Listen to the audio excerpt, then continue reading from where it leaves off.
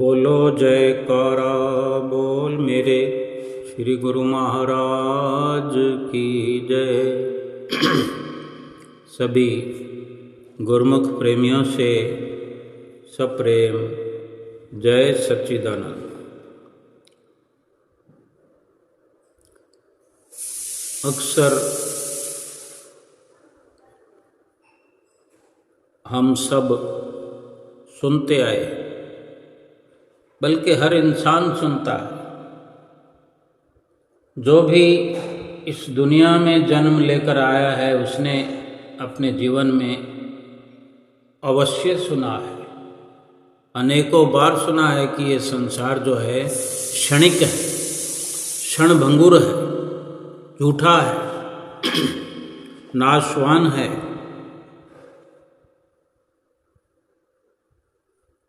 कई बार स्वप्न की तरह संसार को बताया जाता है और स्वप्न में हम अनेक बार देखते हैं।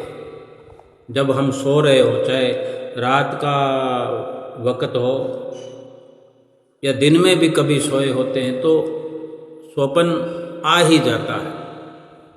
हम स्वप्न अवस्था में क्या देखते हैं? नींद में जब स्वप्न आता है तो स्वप्न में क्या देखते हैं? हम कभी अमीर बन जाते हैं, कभी गरीब बन जाते हैं, भिखारी बन जाते हैं, कभी बीमार हो जाते हैं। अनेक प्रकार के दृश्य हम देखते हैं, अपने साथ अनेक प्रकार की घटना दुर्घटना देखते हैं। लेकिन आँख खुलने पर हम पाते हैं कि वो कुछ भी हमारे जीवन में घटित नहीं हुआ जो हमने स्वप्न में देखा। हम अगर गरीब थे तो गरीब ही रह जाते हैं। स्वप्न में अगर हम अपने आप को अमीर देख रहे हों तो थोड़ी देर के लिए अमीर स्वप्न में हम बन गए, लेकिन आँख खुलने पर अपने आप को उसी दशा में पाते हैं और हम कहते हैं अरे ये तो सपना था। और जब संत महापुरुष या पोथियों में, ग्रंथों में संतों महापुरुषों के वचन हम पढ़ते हैं कि ये संसार पूरा स्वप्न है, स्वप्न की न्यायी है, तो इसमें भी नींद और जागना और सोना संभव है। तभी स्वप्न ये सिद्ध होता है कि अगर हमें संसार कुछ नजर आता है, संसार के दृश्य को हम कुछ महत्व देते, संसार में सारा कुछ आ गया, घर, कुटुंब, परिवार, बंगला, गाड़ी, बाजार, दुनिया के लोग, एक से बढ़कर एक। आज तो आधुनिक युग है, ऐसी चकाचौंध है, ऐसे दृश्य हैं कि ध्यान हटता ही नहीं, खो जाते हैं। वो सब कुछ आ गया संसार में जो स्वप्न की न्यायी संसार को बताया है, तो वो सब कुछ स्वप्न में आ गया। तो इसका मतलब हम वो स्वप्न देख रहे हैं तो समझना होगा कि हम सोए हुए हैं। यानी स्वप्न को अगर सत्य समझ रहे हैं, जिस क्षण तक इस स्वप्न संसार को सच्चा मान रहे हैं, तब तक हम सोए हुए हैं। ये कैसी नींद है, ये कैसा सोना है? और फिर जागना क्या है? ये संत महापुरुष अनेकों बार हमें समझा चुके हैं, लेकिन हम जागे नहीं हैं अगर संसार को महत्व देते हैं। अब कोई नींद में सोता है, स्वप्न आता है, तो जितनी देर सोया है देखे स्वप्न, लेकिन उसकी असलियत को तो समझ के ही रहना होता है, क्योंकि स्वप्न को हकीकत तो नहीं माना जा सकता। फिर संसार अगर स्वप्न है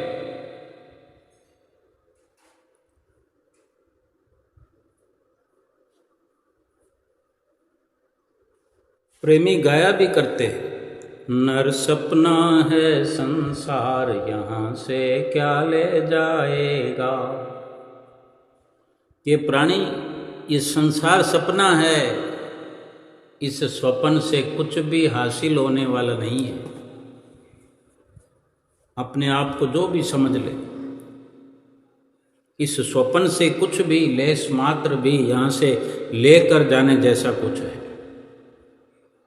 ये हमें समझना होगा कि कुछ भी लेकर जाने जैसा है ही नहीं। अगर समझते हैं कि हम कुछ लेकर जाएंगे, यहाँ कुछ ले जाने जैसा है, तो अपनी ये भूल को सुधार ले। और बड़ी बात है कि अगर नींद में हैं तो नींद में स्वप्न आता है तो स्वप्न में हम डर भी जाते हैं, घबराने लगते हैं, चीख निकल जाती है, रोने लगते हैं, हाय तौबा मचा देते हैं। पास में अगर कोई सोया हो तो हमें जगा देता है, भाई स्वप्न देख रहा है, डर रहा है, धाड़े मारने लगा है। जब आँख खुलती है तो दिल की धड़कन तेज हो जाती है। आँख खुलने पर सब कुछ धीरे धीरे सामान्य हो जाता है, क्योंकि जाग गए हैं और उस स्वप्न पर, जब स्वप्न पर विश्वास करके डर गए हैं, रोने लगे हैं, जागने पर हमें अफसोस होता है कि ये कैसे हो गया। लेकिन संत महापुरुष फरमाते हैं, समझाते हैं, आगाह करते हैं कि ऐसे ही संसार ये स्वप्न है। जब इस बात को हम जान लें, परम संत तुलसीदास जी ने, उनके द्वारा जो रचना हुई रामचरितमानस की, अनेक दोहे और चौपाइयों में बहुत कुछ वर्णन किया है। एक चौपाई में वर्णन आता है कि भगवान शिव माता पार्वती से कहते हैं, तुलसी कृत रामायण में वर्णन आया है कि एक जगह भगवान शिव पार्वती से कहते हैं, उमा कहूँ मैं अनुभव अपना, सत हरि भजन जगत सब सपना। क्या फरमाते हैं कि केवल हरि का नाम निरंतर जपा जाए, यही सत्य है, यही हकीकत है। मात्र केवल प्रभु का नाम ही इस संसार में सत्य है। चाहे स्वप्न में हरि का नाम हमें दिखाई सुनाई दे, महसूस हो, या जागृत अवस्था में दिखाई दे, सुनाई दे, या हम जप रहे हैं, वर्णन कर रहे हैं, नाम जप रहे हैं, या नाम का वर्णन सुन रहे हैं, सत्य तो यही है, केवल और केवल यही सत्य है। जो भगवान शिव ने पार्वती जी से कहा, हम भी उस सत्य को अनुभव करें कि भगवान क्या कह रहे हैं, उमा कहूँ मैं अनुभव अपना, सत हरि भजन जगत सब सपना। बाकी सारा जगत, सारा संसार स्वप्न के समान है, स्वप्न ही है। केवल प्रभु का नाम ही सत्य है। जैसे आधी अधूरी निद्रा अवस्था में जब हम कोई स्वप्न देखते हैं तो स्वप्न की स्थिति के अनुसार दुख सुख अनुभव करते हैं। सबके जीवन में ये घटित होता है। छोटे छोटे बच्चे भी स्वप्न में हंसने लगते हैं, रोने लगते हैं, डर जाते हैं, तो माता उनके माथे पर, उनके सीने पर अपना प्यार भरा हाथ रख के, दुलार करके, पुचकार करके उन्हें शांत कर देती है। और उस अवस्था में कैसे वो बच्चा डरा हुआ, सहमा हुआ धीरे धीरे शांत होकर फिर सो जाता है। भगवान भी प्यार से समझाते हैं। सतगुरु हमें कितना प्रेम से, प्यार से समझाते हैं।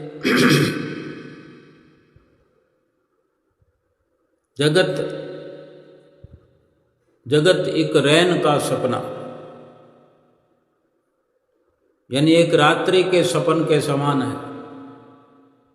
कितने प्रकार से समझ आते हैं।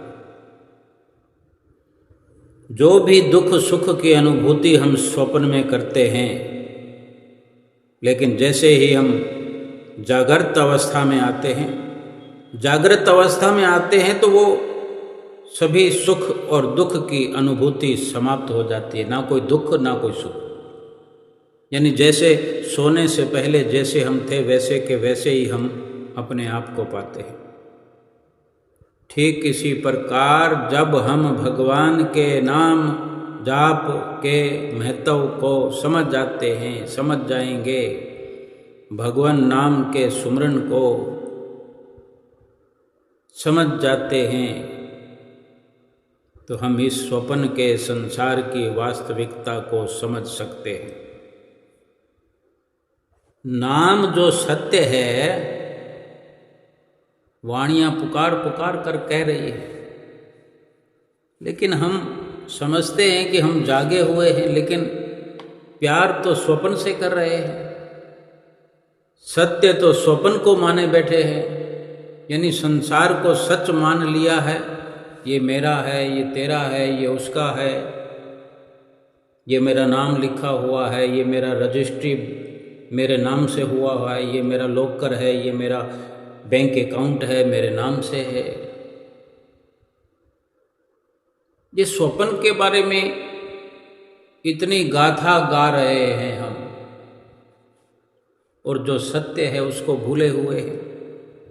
वास्तविकता को जब तक समझेंगे नहीं, सच्चाई को जब तक जानेंगे नहीं, तो हमारा हृदय आनंद की अनुभूति नहीं कर सकता। बेशक हमें लगता होगा कि हम खुश हैं, हम सुखी हैं, आनंद को लगातार पा रहे हैं, थोड़ी थोड़ी अवस्था, थोड़ा थोड़ा वक्त आनंद को पाने की चाह, फिर आनंद को मिटता हुआ देखते हैं, सुख को आता हुआ देखते हैं, फिर जाता हुआ देखते हैं। लेकिन जब प्रभु नाम के महत्व को समझ जाएंगे तो संसार स्वप्न है, संसार सपना है, इस वास्तविकता को भी समझ जाएंगे।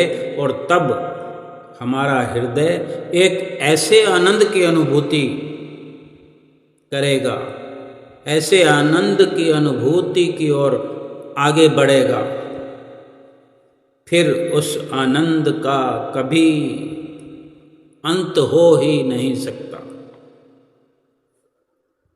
ऐसा नहीं है कि इस जगत के क्षण भंगुर होने के आभास हमें जीवन में कभी हुए नहीं। गुरुमुख प्रेमियों, ऐसा तो हो ही नहीं सकता कि हमें अब तक ये समझ में ना आया हो कि संसार जो है क्षणिक है, क्षणभंगुर है, मिटने वाला है। हमें अपने जीवन में ये एहसास ना हुआ हो, ऐसा नहीं हो सकता। लेकिन वही बात है कि हम नींद में हैं, इसलिए यही धारणा हमारी बनी है। वो नींद कौन सी? वो मायावी नींद है, वो नींद भी मायावी है। कहने को हमारी आंखें खुली है, दिन का वक्त है, लेकिन आंखों पर वही मायावी नींद की पट्टी बंधी हुई है, मोह की निद्रा में सोए हुए हैं। हम अपना ध्यान सच्चाई की ओर केंद्रित ही नहीं करते, एकाग्र ही नहीं करते। हमारे सतगुरु ने पुकार पुकार करके हमें अपने सामने, अपने छत्र छाया में, अपने चरणों की छांव में बिठा करके 100 बार, 1000 बार और कई कई बार इस प्रकार से हमें वर्णन करके हमें आगाह किया है। एक हिंदी के प्रसिद्ध कवि हुए हैं जय शंकर प्रसाद। उन्होंने कहा है कि एक गूंगा गुरु है, शिक्षक है, शमशान नाम का एक ऐसा शिक्षक है, शिक्षा प्रदान करने वाला है, जो बोलता नहीं है, समझा बहुत कुछ देता है, लेकिन जो चलते फिरते बोलने वाले सतगुरु के वचन सुनकर के भी कोई बहरा बना हुआ हो, तो मूक शिक्षक गूंगे गुरु की बात को सुनकर उसका बहरापन कैसे टूट सकता है? यानी हम समझने को तैयार नहीं है। कवि ने कह दिया कि शमशान जो है पूरे संसार का सबसे बड़ा गुरु है, जो बोलता कुछ भी नहीं है लेकिन सब कुछ समझा देता है। शमशान ऐसी जगह है जो हमें जीवन के सत्य से परिचित करवाता है, किंतु हम उसे भी नकार करके इस स्वप्न संसार में रमे रहते हैं। कितनी देर जाते हैं शमशान में? घंटा 2 घंटा, लेकिन जहाँ 24 घंटे रहते हैं उसका असर हम पर छाया रहता है। लेकिन शमशान में जो जाते हैं तो वो पट्टी हमारी वहाँ पर भी पूरी तरह से उतरती नहीं है, माया की स्वप्न की पट्टी वहाँ भी नहीं उतरती है। स्वप्न का सत्य हमें वहाँ भी नज़र नहीं आता कि संसार में जो कुछ भी हो रहा है, जो कुछ कार्रवाई हो रही है, सब स्वप्न के समान है। हम कहते हैं चलो भाई चलो, वो मर गया, फलां व्यक्ति मर गया, हमारा वो फलाना था, ठिकाना था, हमारा मित्र था, दूर का मिलने वाला था, दूर की रिश्तेदारी में था, नज़दीकी था, हमारा आपस में बहुत दोस्ताना था, बड़ा प्रेम था, मित्रता थी, बड़ी नज़दीकी रिश्तेदारी में था, हम रोज़ मिलते थे। लेकिन इस असलियत को समझने की कोशिश तो नहीं करते कि आज अगर उसको अगर शमशान में जाकर के छोड़ आए हैं तो क्या हमें शमशान में आना नहीं पड़ेगा? हमें भी तो कोई आकर के छोड़ जाएगा, खेल खत्म। लेकिन इसके बीच में हमें शमशान जाना पड़े, उसके बीच में उससे पहले क्या करना है, ये समझना है कि संसार स्वप्न के समान है। जीवन में सबसे बड़ा डर क्या है? सबके लिए, क्या छोटा क्या बड़ा, क्या आबाल क्या युवा क्या वृद्ध, सब के लिए जीवन में सबसे बड़ा जो भय है वो मौत का है। यदि अगर हम इस भय से, मृत्यु के डर से मुक्त होना चाहते हैं, बेबाक होना चाहते हैं, तो हमें अपने आप की पहचान करने की निहायत ज़रूरत है, जागने की ज़रूरत है, स्वप्न से बाहर निकलने की ज़रूरत है। जिस दिन ये विश्वास हमारे हृदय में अपनी जगह बना लेगा, पकड़ बना लेगा कि जो वर्णन आया है श्री रामायण में कि ईश्वर अंश जीव अविनाशी,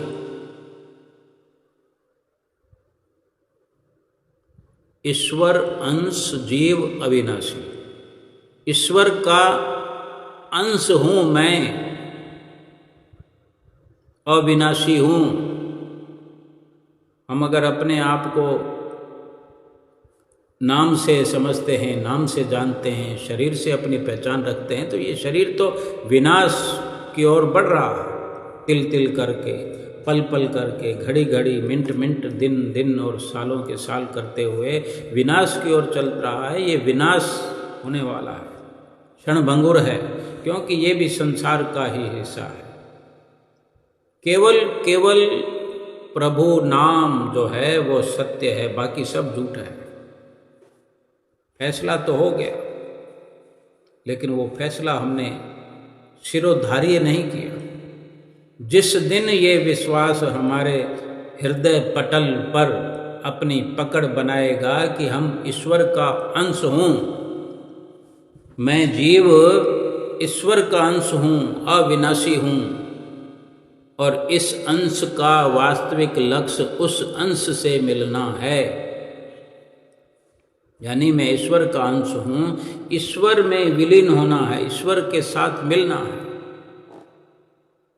ईश्वर का अंश तो ईश्वर में मिलेगा। वास्तविक लक्ष्य झूठा मूठा नहीं, सही मायने में हम जो ईश्वर का अंश हैं, पहले तो ये जानना जरूरी है, और ये जानते हुए ये भी समझना जरूरी है कि ईश्वर का मैं अंश हूँ, ईश्वर में ही मिलूँगा, और यही वास्तविक लक्ष्य है मेरे जीवन का। ये समझ में आया तो हमारे हृदय में, हमारे अंतःकरण में, हमारे रोम रोम में बैठा हुआ मौत का भय फिर हमसे कोसों दूर हो जाएगा।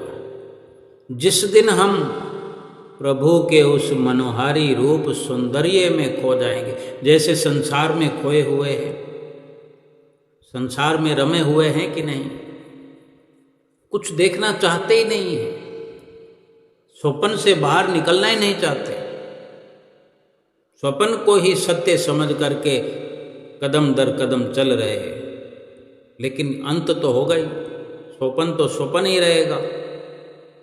लेकिन फिर हमारा क्या बनेगा, हमारा लक्ष्य कैसे पूरा होगा, हम अपने आप को कब जान पाएंगे, कब समझ पाएंगे।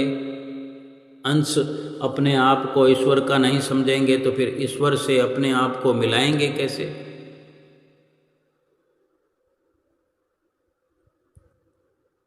हमें प्रभु के उस मनोहारी रूप सौंदर्य में खो जाना है, यानी उस नाम में, प्रभु के नाम में खो जाना है, उसका निरंतर सुमरण करना है, भजन अभ्यास करना है, तो हम उस आनंद की ओर आगे बढ़ेंगे।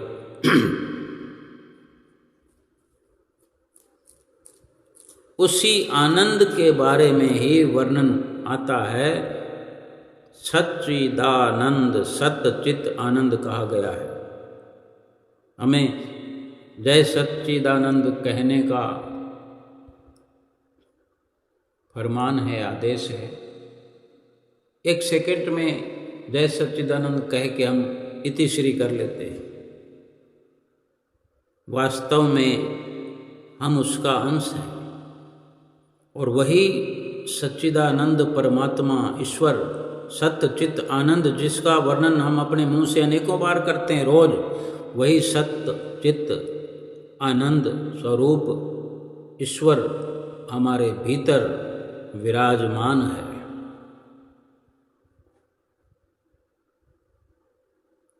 हमारे प्रभु, हमारे परमात्मा सतगुरु रूप में सच्ची सरकार बिना कारण ही अपनी करुणा बरसाते हैं।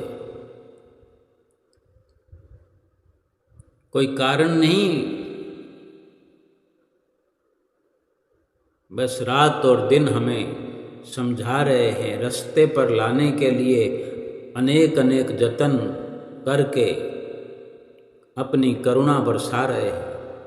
ऐसे में यदि कृपा मिल जाए, कृपा तो लुटा रहे हैं, लेकिन हम समझने का प्रयास करें तो सब कुछ संभव है। गोस्वामी तुलसीदास जी ने श्री रामचरितमानस में ये भी लिखा है, वर्णन किया है कि जो प्रभु राम का नाम किसी भी भाव के साथ भी लेता है, उसका भी प्रभु कल्याण करते हैं। अजामिल का नाम सबने सुना है, जीवन भर दुष्कर्म किए, किंतु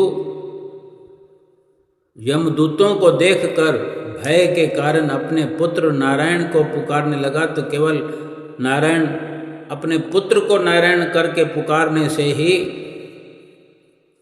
यमदूत पीछे हट गए। यानी प्रभु ने उसको अपना लोक प्रदान कर दिया, अपनी चरण शरण प्रदान कर दी मरने पर। ऐसे करुणामय प्रभु का एक क्षण भी भूलना क्या उचित है? सोचो गुरुमुख प्रेमियों, ये समय जो है इतनी तेजी गति से भाग रहा है, इतनी तेजी से भाग रहा है, और हम इतना पिछड़ रहे हैं। ऐसा ना हो कि जब ये नींद खुले, हमारी चेतना जागृत हो, तब तक पूरा समय ही बीत जाए। उठत बैठत सोवत जागो, उठत बैठत सोवत जागत, जपो निरंतर नाम, हमारे निर्बल के बलराम।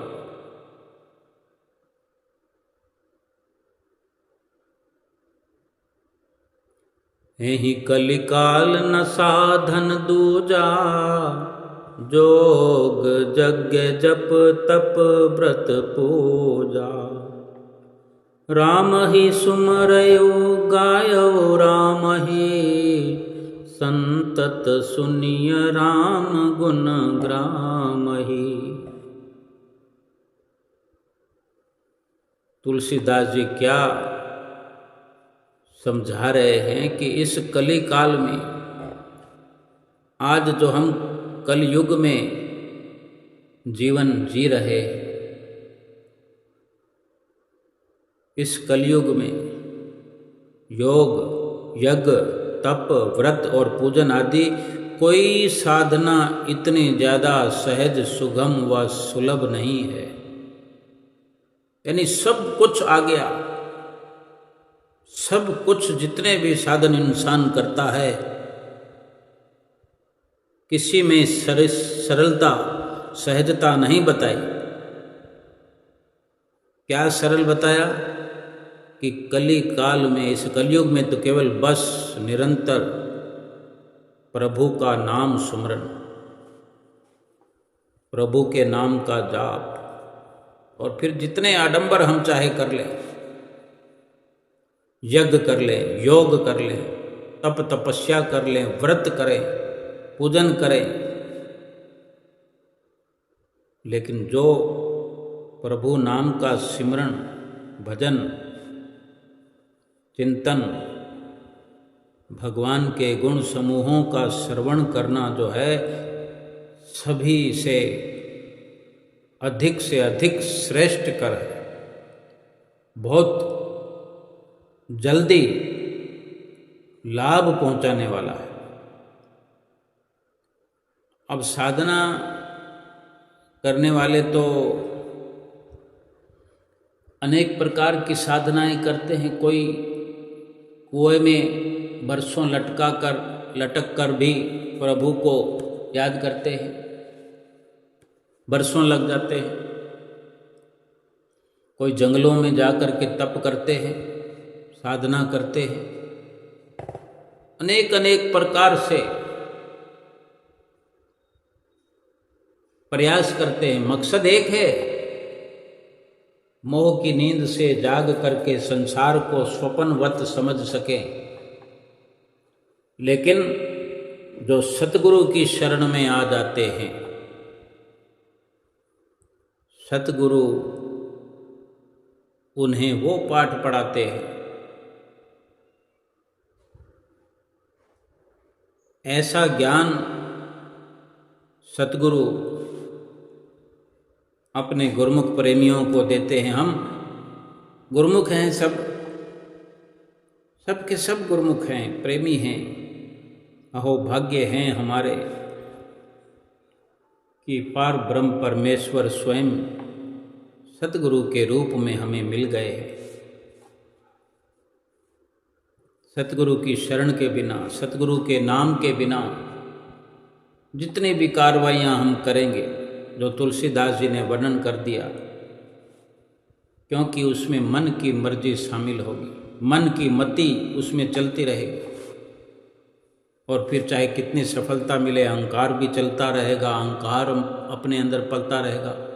यज्ञ करेंगे, तप करेंगे, उसकी सफलता को लेकर हम अहंकृत होते रहेंगे, अहंकार हम पर डेरा डालता रहेगा।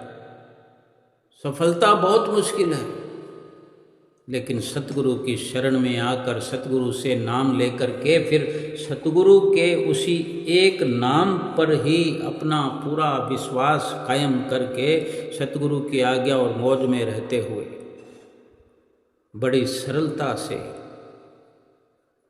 अपने आप को ईश्वर से मिलाया जा सकता है। वही परम पद पाया जा सकता है जिस लक्ष्य को लेकर हम इस दुनिया में आए। चाहे कितना ही अहंकार आ जाए, सतगुरु की नज़र अपने सेवकों पर रहती है।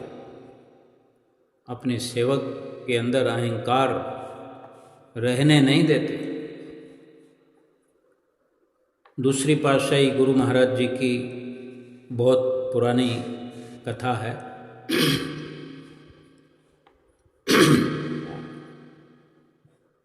वो वक्त था जो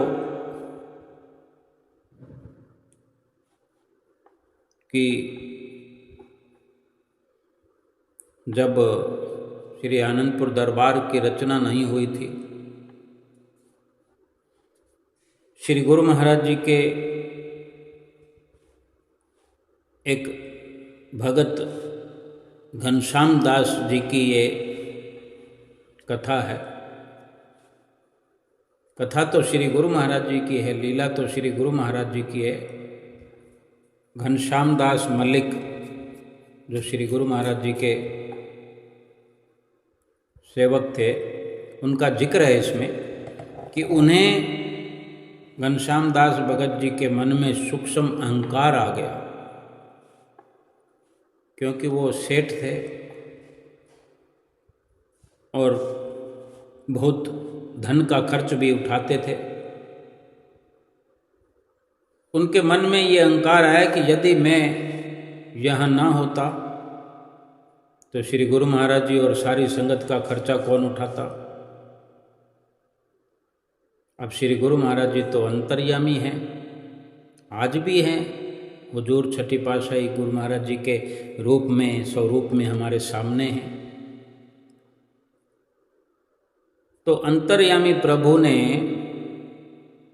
मल्लिक जी के मन में सूक्ष्म अहंकार आ गया है, ये जान लिया। अब सतगुरु को शिष्य का अभिमान अच्छा नहीं लगता।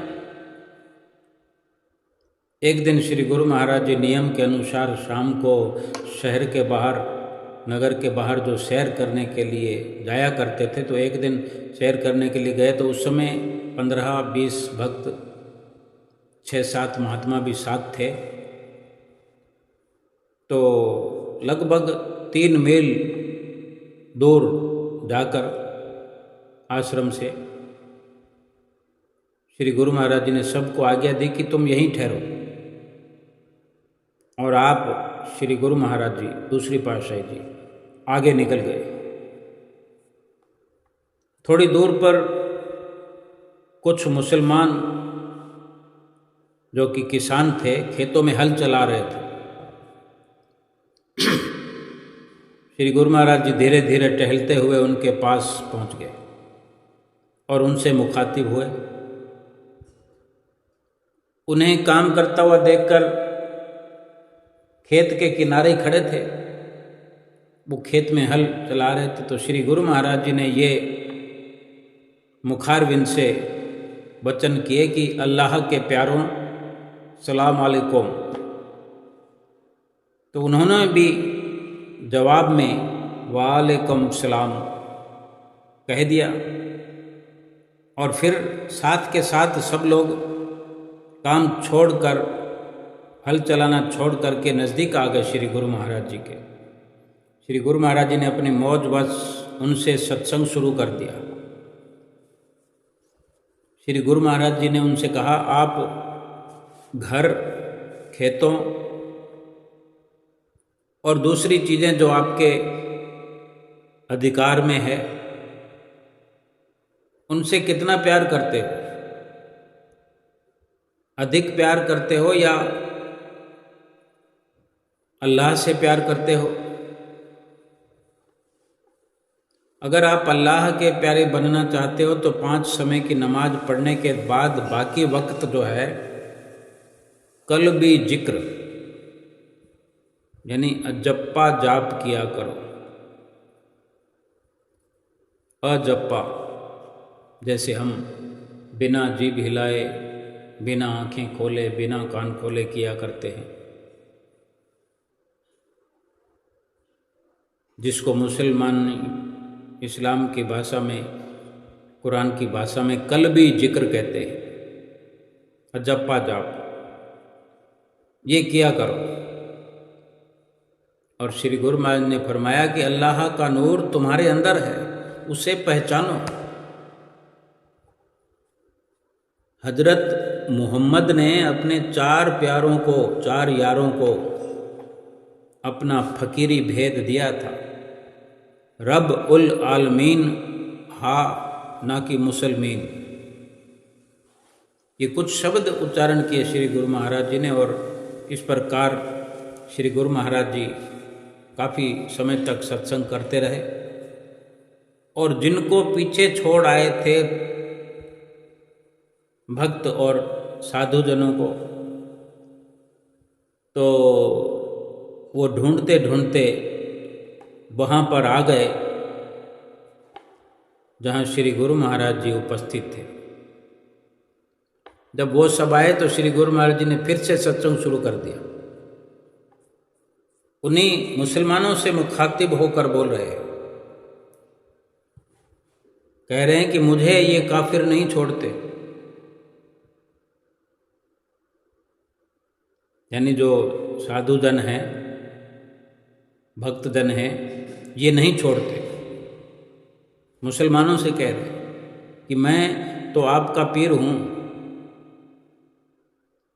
और वे सब के सब मुसलमान किसान भी मान गए और कहने लगे कि हम आपको अपने घर लेकर जाएंगे, हम अपनी मस्जिद में लेकर जाएंगे, आप हमारे इन भाइयों के पीर हैं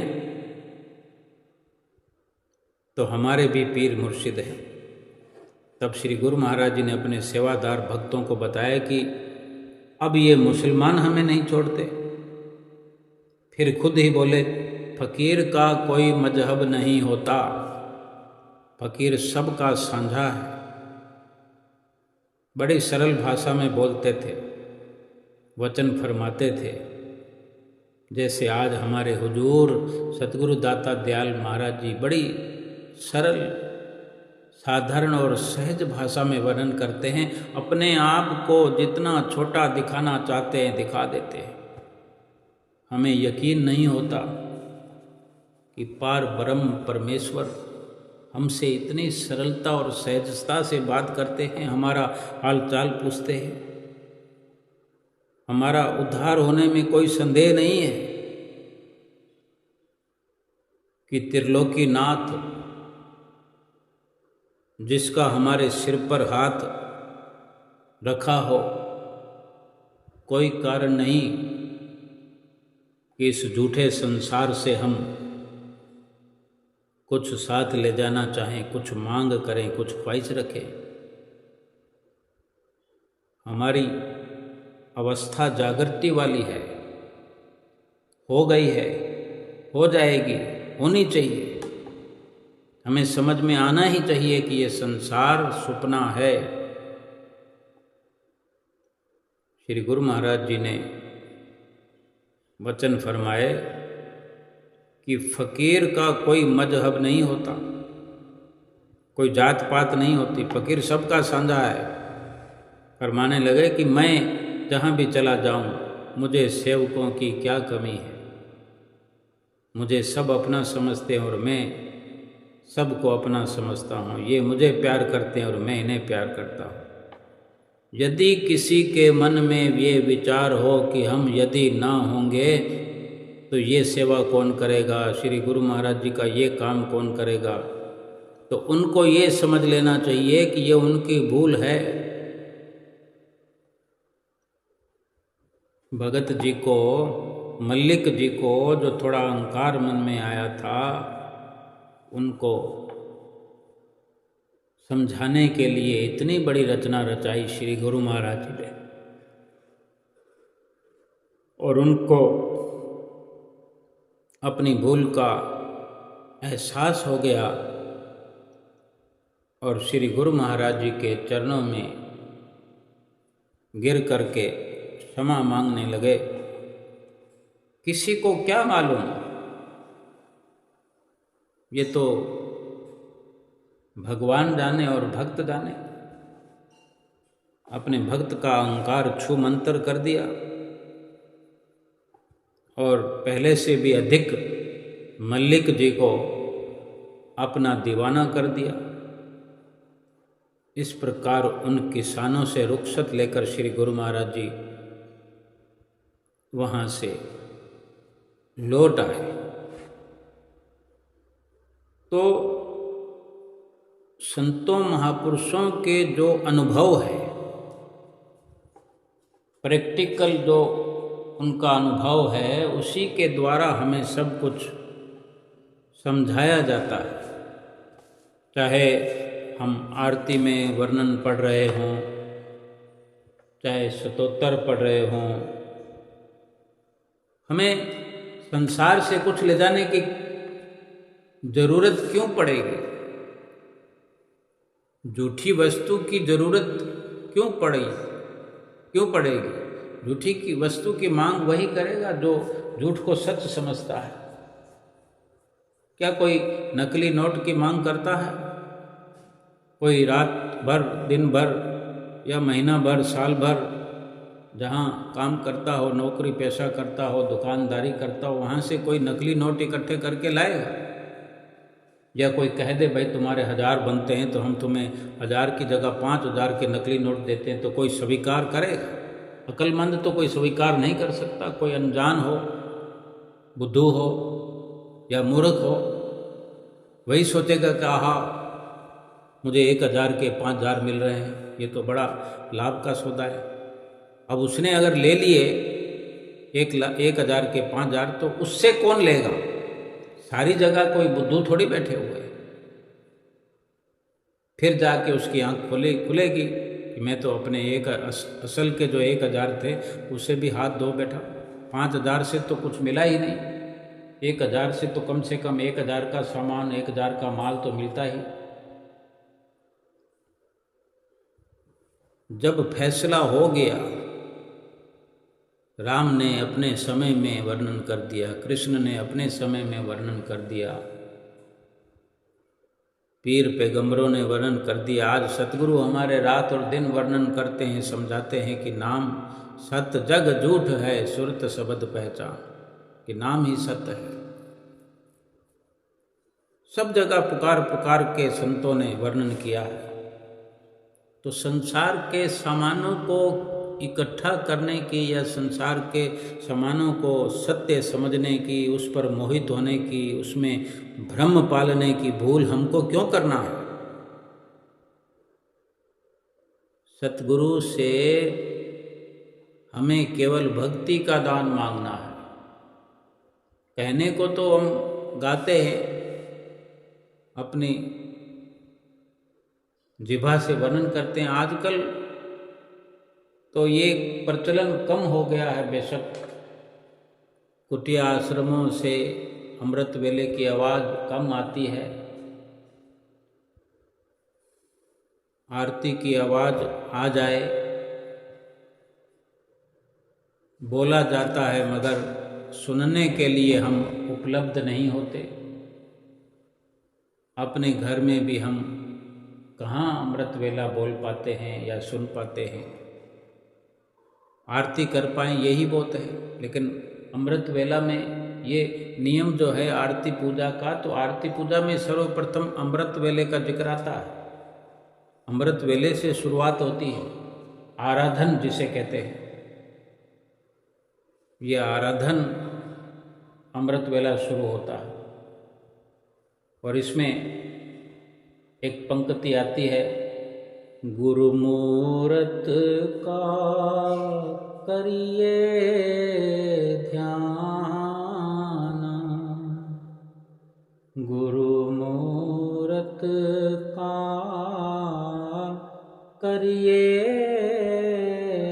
ध्यान, गुरु से मांगिए भक्ति दान, गुरु चरणों में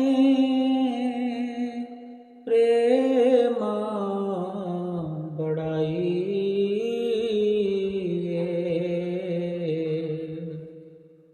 अमृत वेले गुरु दर्शन पाइए, अपने गुरु जी पे बलि बलि जाइए,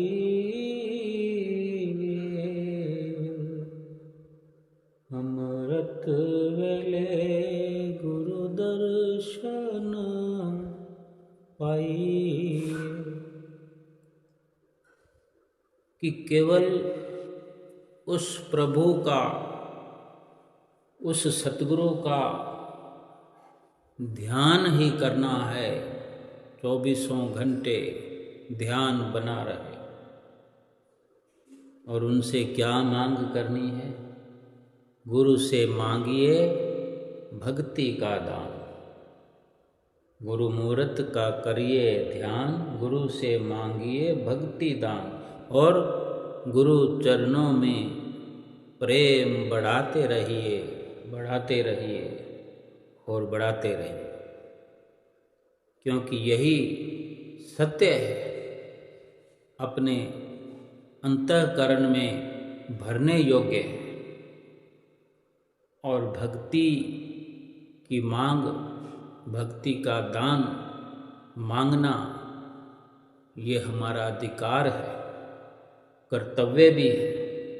अपने अधिकार और कर्तव्य को कभी भी ना भुलाते हुए, अपने सतगुरु से भक्ति का दान मांगते हुए, अपने सतगुरु का ध्यान लगातार करते हुए और सतगुरु के चरणों में प्रेम बढ़ाते हुए, अपने सतगुरु को अपने हृदय में बसा करके अपना ये लोक और परलोक सुखी करे, और अपनी